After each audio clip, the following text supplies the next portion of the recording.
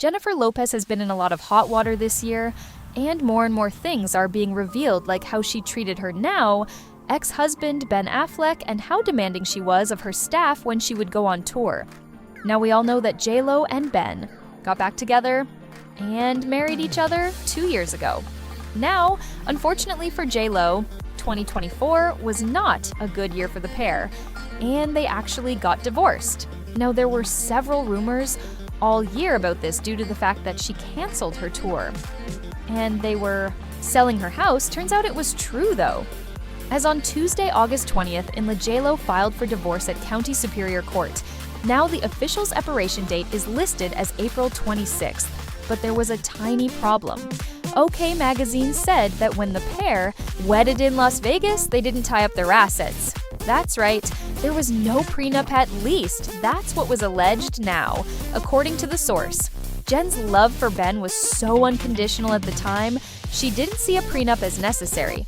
Now, this was confirmed this week as TMZ broke the news that there was no prenup in place, which is honestly scary. No, usually when there is no prenup, the couple would split their assets 50-50, but apparently this is not happening.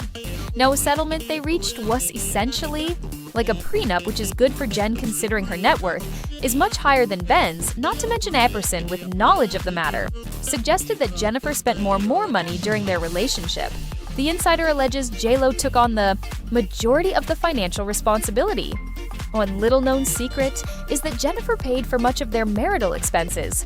The source claimed she's adding up all those private jet bills she puts on her plastic, the hotels and meals, clothes, coffee runs. Gas, the high cost of living, was done on her DME. She paid the lion's share for that $60 million mansion they bought too.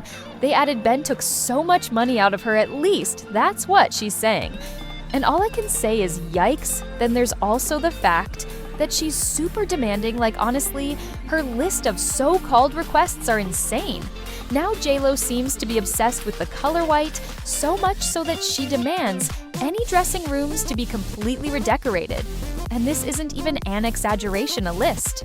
With all her demands was leaked, and she demanded to have an all-white dressing room, including white candles, tables, couches, drapes, tablecloths, and flowers. She also requested a large number of candles, which must be either lime blossom or Jo Malone's grapefruit.